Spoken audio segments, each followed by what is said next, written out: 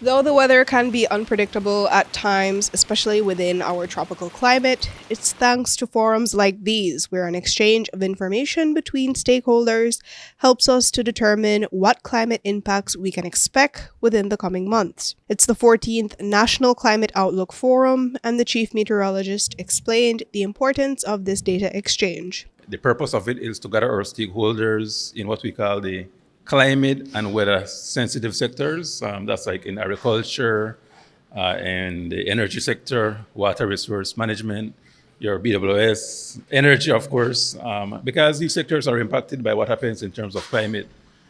So we are presenting to them. One of the things is to present the outlook to them, what we expect for the next 6 months, especially given the context of the El Nino that we are facing, and therefore to see what will be their impact on the sector and how best they can prepare for those impacts. So that's the purpose. And certainly another component is for us to get feedback from our stakeholders on how we are doing, right? We are producing a lot of information, but we don't know if that information is useful, relevant. And so we want to hear from them in terms of how useful that information is, what we can do to improve it, and so forth, and so that it may become more relevant and applicable to their sectors. One of the first presentations we took a look at was the State of the Climate Report. Senior climatologist Shayna Young gave us an overview of those findings. So every year we review what happened in terms of the climate for the previous year. So I presented on the rainfall, temperature, as well as drought forecasts and anomalies that occurred last year.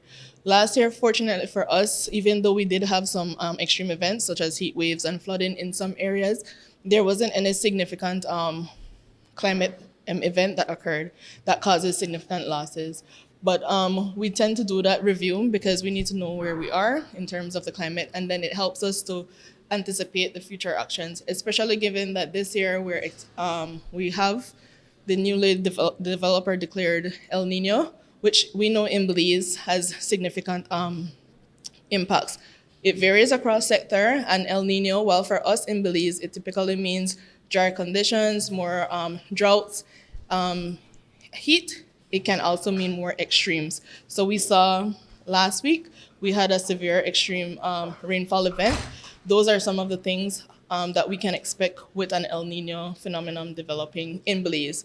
Other parts of the world, they actually get more flooding. So, but because it causes subsidence and suppression of any rainfall or sometimes even hurricane activity, we would typically get less rainfall. Also in attendance was the Minister of Disaster Risk Management, who highlighted how the El Nino event poses a major impact on our climate, and we may be already seeing some of its effects. What the prediction was and the forecast, and as the Chief Met Officer said earlier, the El Nino event has been declared open as of 6 days ago. And what Belize can expect is an extended drought, extended dry period. So we were prepared for that. Also, if we do have a session where you have increased rain, we can expect flash flooding. Last week we saw extended rain in the south, and because of that, there was some flash flooding in areas at mile 6 by the Shibel area, on the coastal Plains Highway, in the Hope Creek area, Saraway area. So those areas are prone to flash flooding when we have extended periods of rainfall. So even though, yes, we should have an extended drought, we have to also be prepared where we have rainfall coming very fast in a short period of time. Jo Marie Lanza, 7 News.